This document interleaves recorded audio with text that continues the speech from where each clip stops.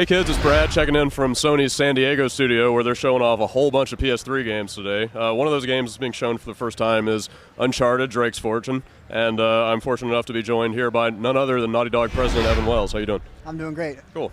So you guys showed us a trailer this morning that kind of set up the premise of the game. There's some crazy Fortune of El Dorado, and Drake is this Indiana Jones kind of character, but can you give us a little more expanded backstory on the game?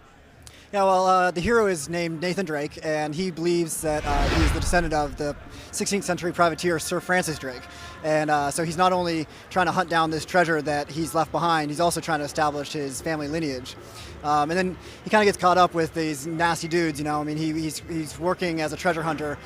He kind of gets his fingers in some of the bad side of the black market antiquities dealing and drug smuggling, gun running. So there's a lot of bad folks that he's sort of on the fringe of, and they kind of jump him, and all hell breaks loose.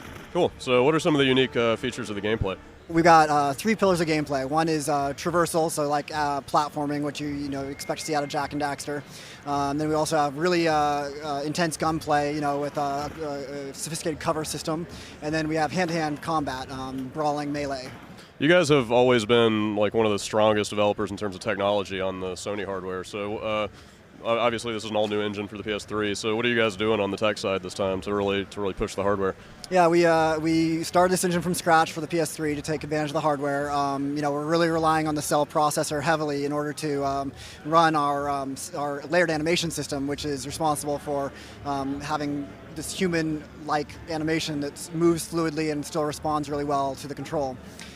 So that's one area that we're focusing on is the animation. Also, our environments are getting very, very big and they're very detailed. So the storage that it takes to have all these levels in memory at one time requires that we cache things onto the hard drive so that we can stream them in quickly enough as you move from area to area. So we can continue to do what we did in Jak and Daxter, which is present a seamless, load-free experience. So I got to check out the demo just now, and I saw like there's a pistol, there's an AK-47, shotgun, grenades, stuff like that. Are there any cooler, maybe more explosive toys that people can look forward to later in the game? Absolutely. I mean, we've got currently we've got 12 weapons slated. Might expand later. We got grenade launchers. We got rocket launchers. We got all kinds of different machine guns and revolvers and pistols. The gameplay works like this: you can only have one single-handed weapon and one two-handed weapon in your inventory at one time. So if you ever want to change weapons, you got to put one down, pick another one up. So it's just sort of a strategic element as to what weapons you want to carry into a particular area of combat. Cool. So there's a whole lot of climbing, jumping, rolling, that sort of thing in the demo. Later in the game, will there be more puzzle-solving elements, or is it pretty straightforward action?